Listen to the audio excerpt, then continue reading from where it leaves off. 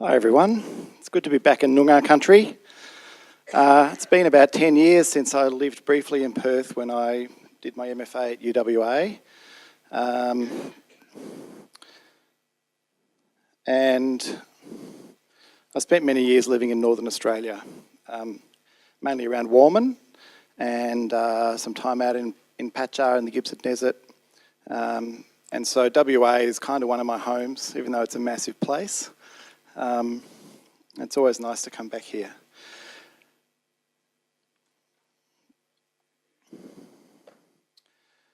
I'm going to try and unpack a bit of a meandering journey, which is a very personal journey. As an artist curator, I don't really know what I am anymore. It's a bit of both. And for many years, really my whole life, my work has come out of questioning my place on this continent and doing that in a very, some very direct ways, I suppose. I'm interested in debunking some of the hubris around the so-called provincialist bind. I think it's, we all think we've dissolved away the Australian landscape tradition, but I don't reckon we have. A lot of us are working on it, which is great. The Australian continent has always been international. It's a unique locus of global contemporaneity in its own right. Recognition of diverse Aboriginal First Nations as equal to all global nations is long overdue on this continent. And the fact that half the Australian population also has strong cultural roots elsewhere on the planet is also not fully recognised. I'm a full-blood white fella, descended from a First Fleet convict, who, after being released in Sydney, settled in Tasmania in 1808. And I feel very strongly about my responsibility to continue to address what I see as my cultural nemesis, which is the landscape paradigm. It can be tough work. Standing up to the status quo, as many artists know, is tough work, and not everyone appreciates it. I'm constantly embarrassed by the neo-colonial approach that's perpetuated in this country. We only have to look at the ridiculous citizenship fiasco with our politicians. Excluding half the population from becoming government ministers is bonkers. Just because they might have dual citizenship, actually, maybe they're more interesting. And as a white fella who doesn't have any cultural diversity in my blood, I love working with the full diversity of the people who make up this continent. Sure, the idea of global intercultural contemporaneity is a powerful, complex, and often difficult reality for us all to navigate. But navigating it is where it's at. Reconciling the diversity of intercultural artistic traditions and technologies that are breaking with established timelines in meaningful ways is the central artistic challenge that defines our age. Despite the perceived difficulty, we are at the forefront of this discussion in the world, but we need to keep pushing on. So US-based Australian art historian Terry Smith, who most of you would know, has defined contemporaneity as, quote, the most evident attribute of the current world picture, encompassing its most distinctive qualities from the idioscape of global politics to the interiority of individual being. Yet while contemporaneity can possibly be used to describe the perpetual emulsion of simultaneous intercultural contemporary life around the globe, how does this become truly manifest in contemporary art on the ground? I've found over many years now that making the move from contemplation of contemporaneity to collaboration is the groundwork required. Making the shift from contemplation to collaboration with the local international dissolves the provincialist bind. In his 2000 paper, French-Japanese philosopher Augustin Berg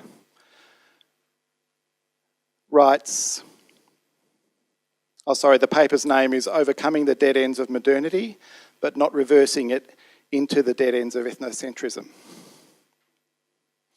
Contrary to certain postmodern views, there can always be a dialogue between civilizations. Because all civilizations have a common ground, the earthliness which necessarily founds our Bollywood worldhood, on the other hand, it also means that no world order is entitled to erase another's, because no worldview can be universal, no history and no territory can be natural, no hegemony can be just, and no right can be absolute. That is, dialogue there must be, because no human being can pretend to know the truth. So I'm going to briefly shoot through 5 recent local international projects that I've been involved with, and then perhaps we can talk about it a bit later in the discussion.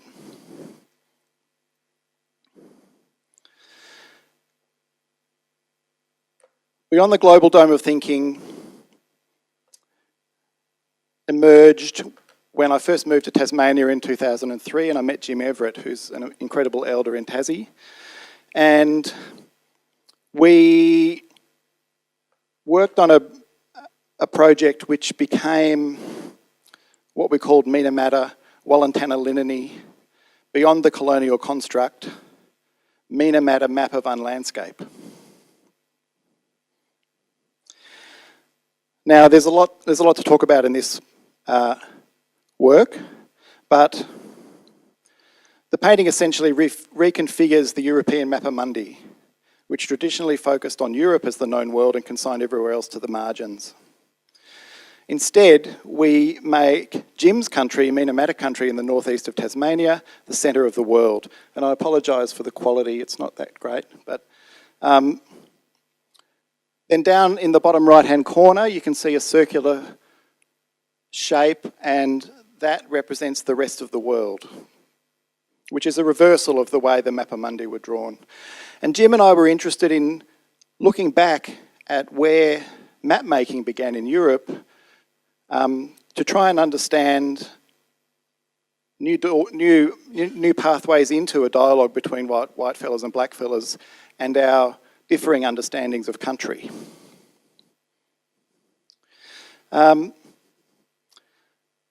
Some kind of blind pragmatism led us to literally carry this Mina Matter map of Unlandscape with us on a journey in 2009 over to Italy, where we went to visit the oldest known map in Europe, which is a rock engraving in northern Italy. This painting, it's in 4 panels and it's about a metre 20 each panel, so we had this massive roll of canvas with us. We dragged it around, and the reason was because we exhibited it at an exhibition down in Bari afterwards, following the second Imagined Australia Forum, which was a fascinating conference.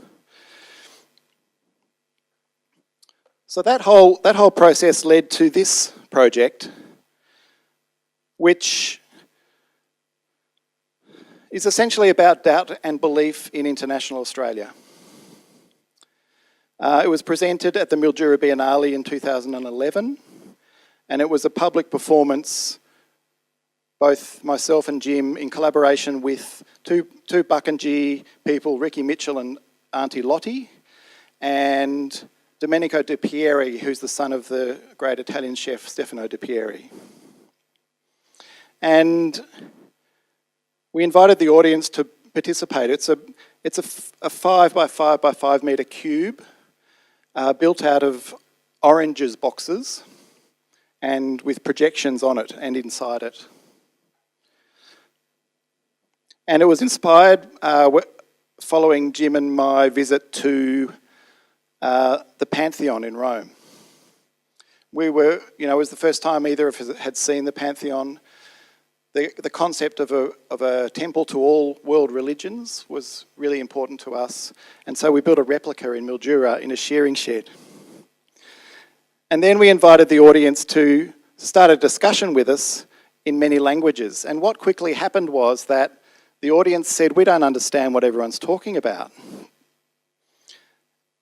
And we said, well, why is that? And they said, because you're speaking in too many different languages that we don't understand. And we said, well, that's what this work's about. And then one enterprising fella stood up and said, actually, it's that object that's getting in the way, because we were speaking from inside the global dome.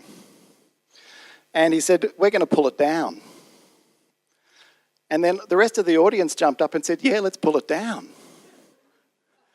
And all of a sudden, the whole audience, was about 200 people who were all sitting down for a beautiful dinner cooked by Stefano, jumped up and started pulling this artwork down. And so this series of images shows that amazing process.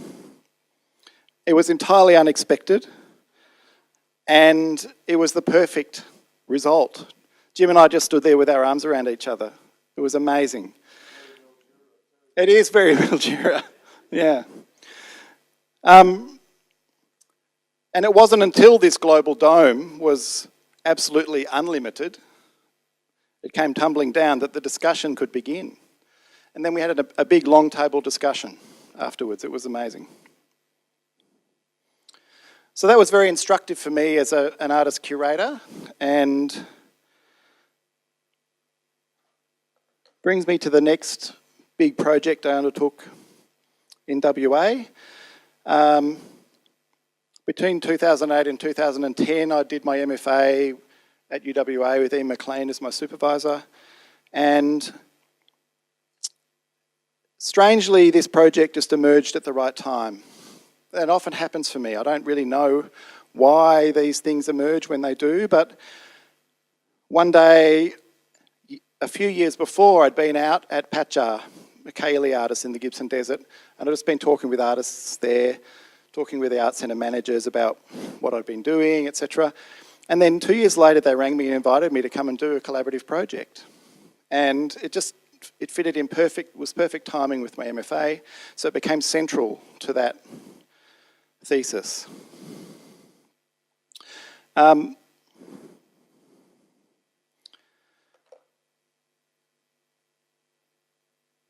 It was actually, in many ways, the absolute dissolution of myself as a painter.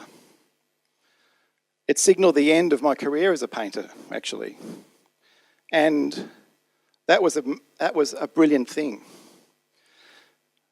You know, sitting down in the desert over 2 years, many journeys, many visits, you know, the tough work of painting in the desert. Some artists wanted to try it, didn't want to do it. Some artists didn't want to do it, then did want to do it. It was a really powerful and beautiful journey that we all went on. And in the end, those 7 artists, Pulpru, Nippy, Nancy, Manapa, Norma, Jodie and Paul, spent about 18 months working with me on and off on these massive canvases out in the desert. And they always made me start the painting, and then they obliterated what I painted. And it was brilliant.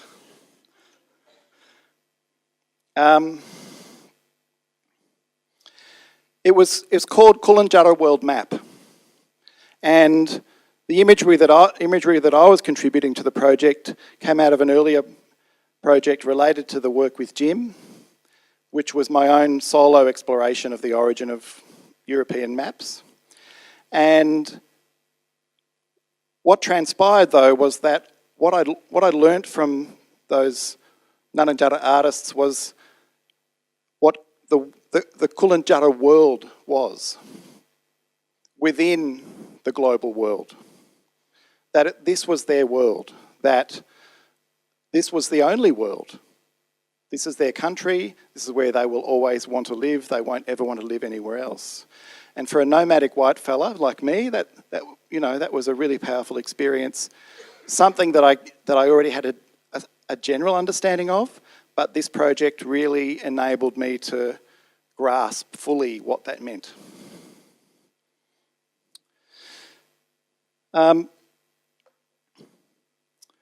Jodie summed the project up beautifully one day when I asked her how she felt about the project. And she just said, to me, this is new stories and old stories coming together.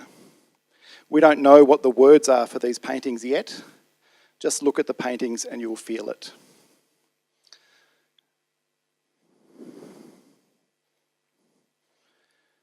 And these are some of the works that we made together. They're big, 2.5 metre square canvases. And so the next incredible experience I had was going back to Warmun Art Centre, 10 years after I'd originally been there between 98 and 2001. I returned in 2011. There'd been a massive flood at Warmun.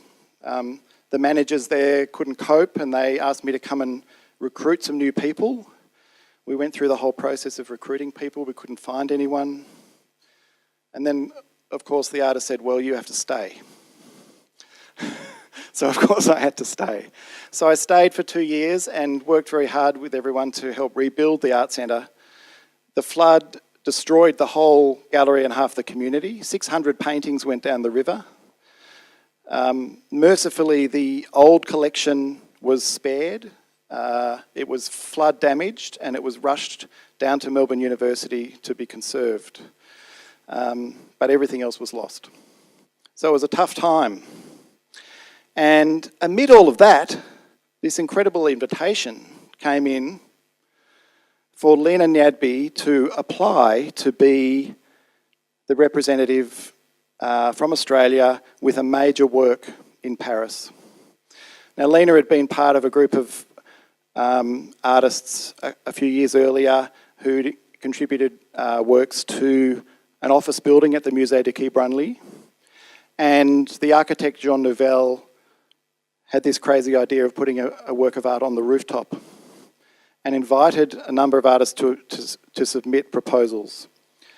So it was my privilege and great honour to work with Lena over a period of 18 months to submit the proposal. She won the proposal, and then the full-on process of collaborating with everyone involved to develop the project.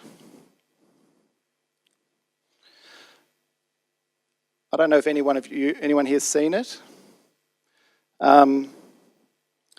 Strangely, I looked online the other day to see if I could see it from Google Earth, and it's not there.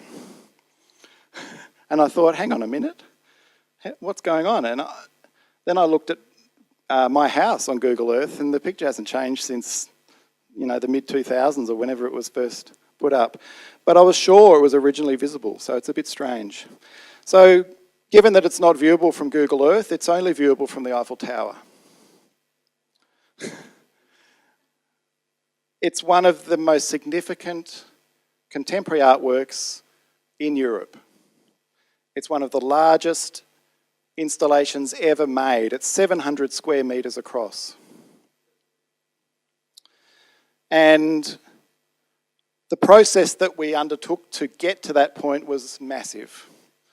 There was the Australia Council for the Arts, there was the Australian Embassy in Paris, there was the Musée de Branly, there was Harold Mitchell, the philanthropist, there was Warmun Art Centre and the whole community, and many, many other people that we were constantly negotiating with, liaising with, to come up with how to do it.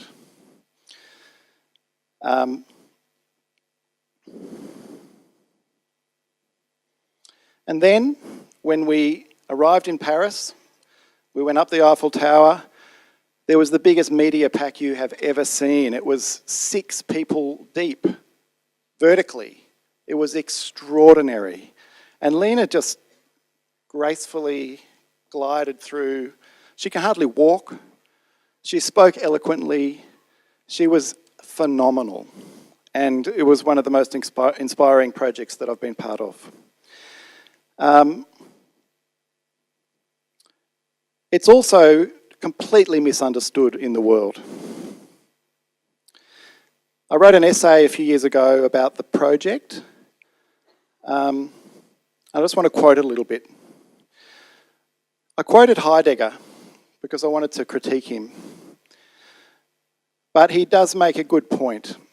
The nearness and distance of environmental things among themselves are always grounded in primary remotion, which is a character of the world itself. I thus use the word remotion to a certain extent in a transitive, active sense, remoting or removing distance, making distance disappear. Now, making distance disappear is not a trick of the eye or a clever word. It is intercultural work. Vivre la différence can simultaneously mean both to own the difference and to subvert the ownership.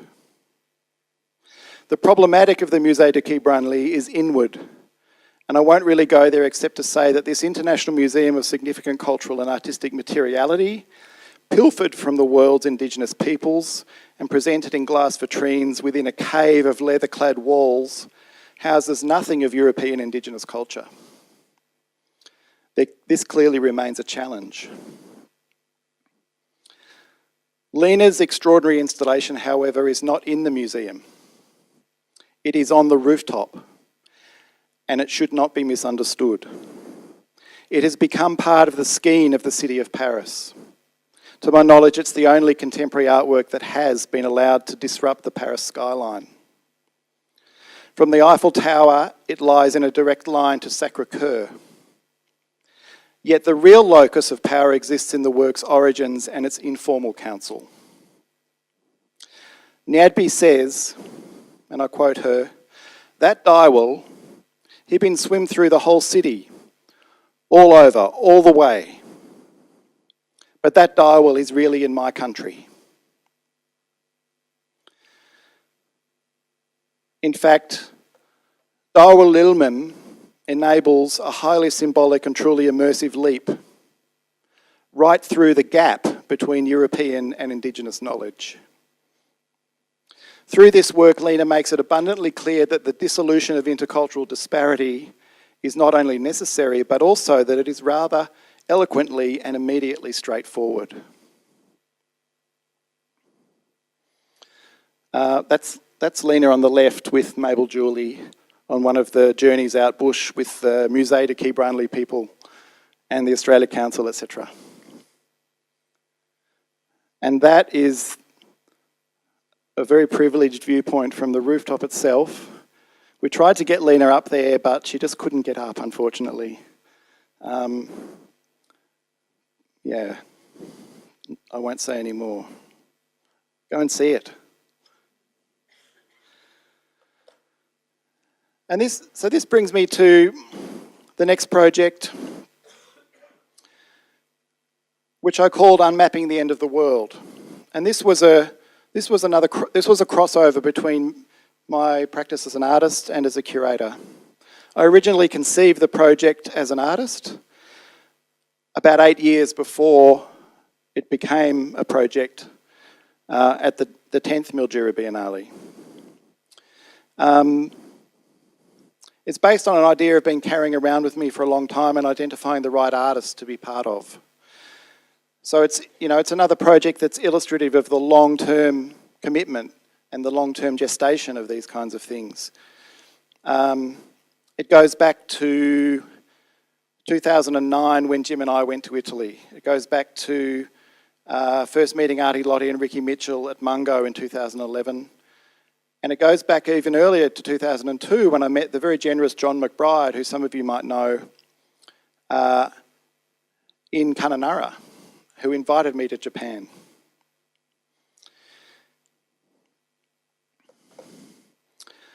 So it was 16 artists from many nations that came together for a journey around the world together. And we journeyed between 3 UNESCO World Heritage Sites. Mungo National Park in New South Wales, the Kumano Kodo Pilgrimage in Japan, and the Valcamonica Rock Art Site in northern Italy.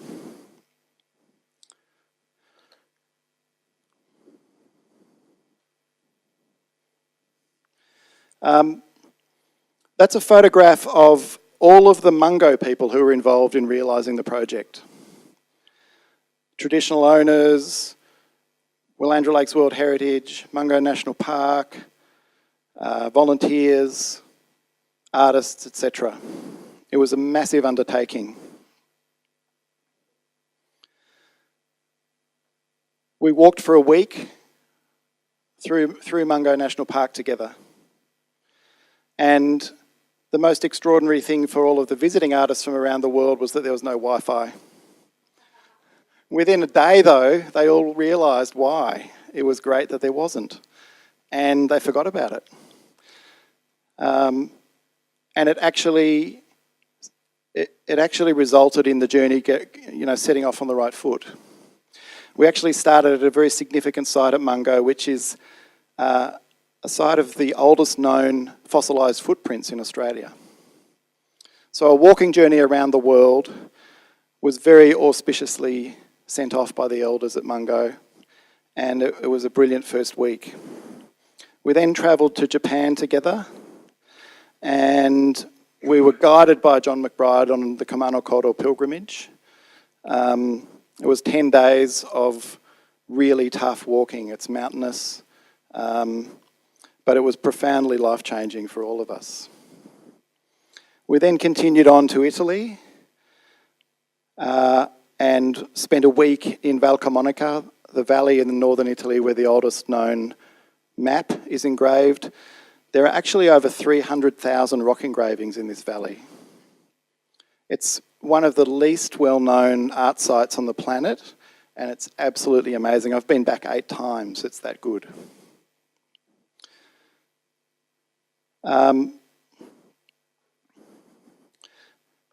We all then returned. I haven't put any photos of the exhibition in because it's very difficult to encapsulate it, but it was a full show which was the entire Mildura Regional Gallery.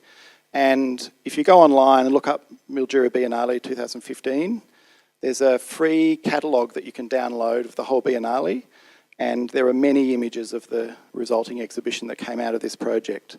But the exhibition was extraordinary. It fostered an amazing, diverse range of collaborative projects.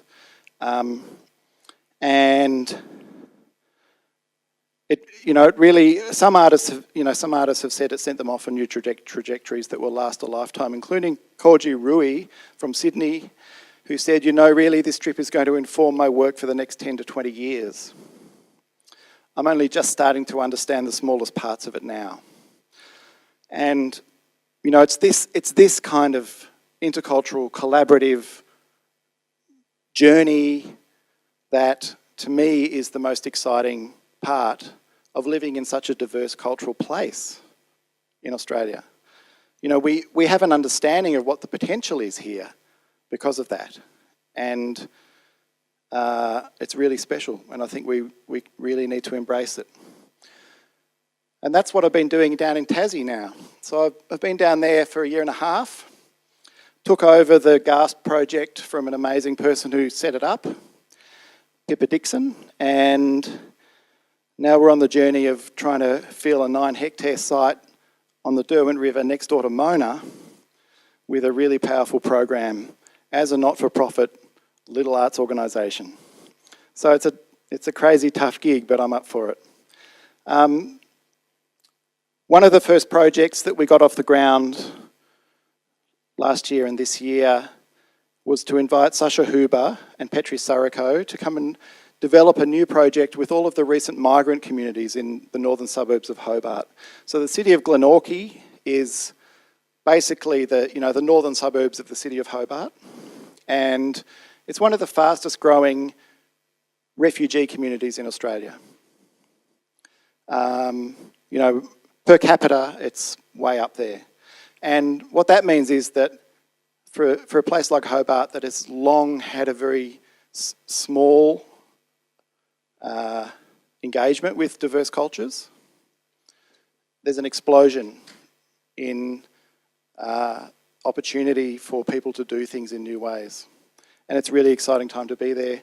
And to be next door to I'm really powerful. I'm I'm just going to play a little video because I think it'll tell the story better. But Sasha and Petri came 3 times. They came for residencies. They engaged in many different ways with many people in the community. Over 50 participants from many different cultural groups. I'll just play this video.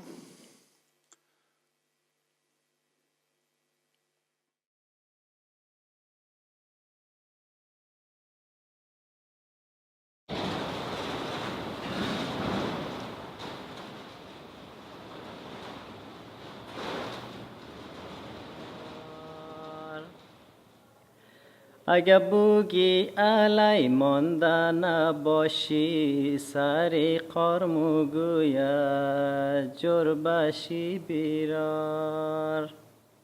Hai sari qarmuguya jorbashi birar. شانده دمی تا نیستم و خورا پیچ سیایی یار سکتم و خورا ای های پیچ سیایی یار سکتم و خورا.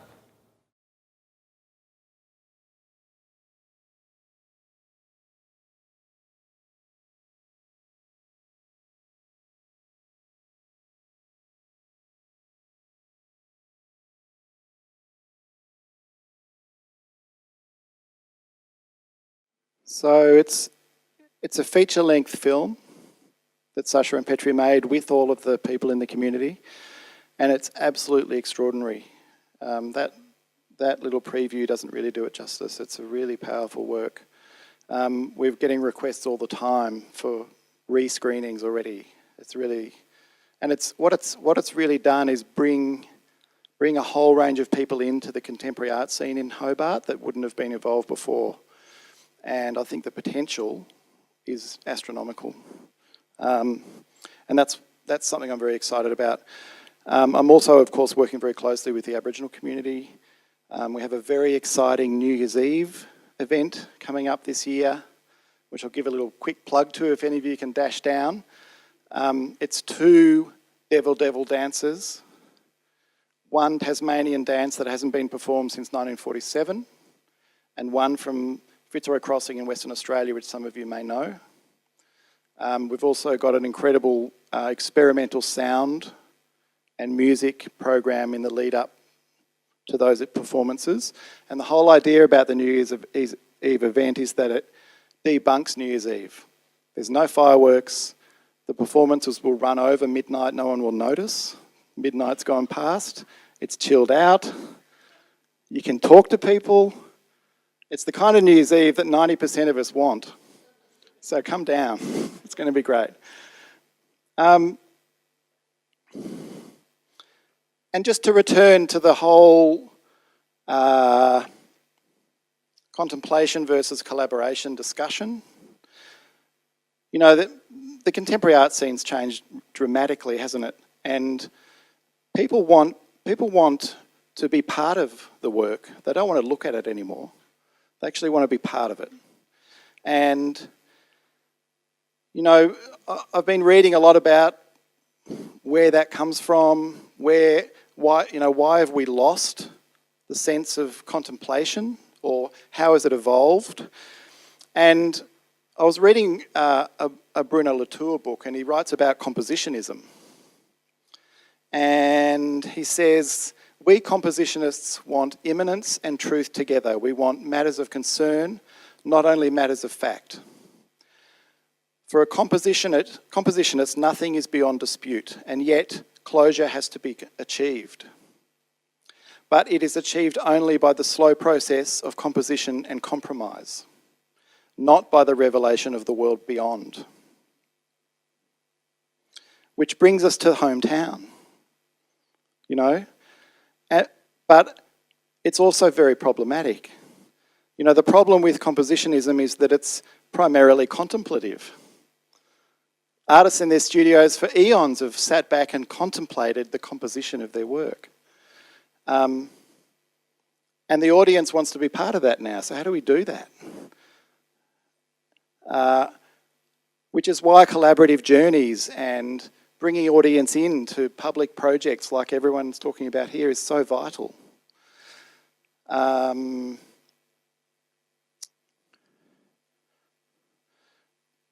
know, the dominant composition of contemporaneity in Australia seems remarkably unable to fully open itself to the necessary international decomposition required to move from contemplation to collaboration.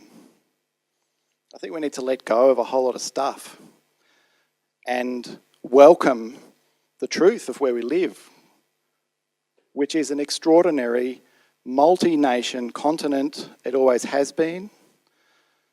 We need to actually recognise Australia as a continent rather than a nation, because it's not one nation. It's more than 200 Aboriginal nations, and there are, you know, I don't even know how many different cultures live here now. Half the population is not like me. It's not a white fella descended from a First Fleet convict. So let's get on with it and collaborate and engage together as much as we can. The opportunity is huge, and we're out there in the world. We're not in WA or Tassie. So let's bring that here and tell everyone there that it's already here. Thank you.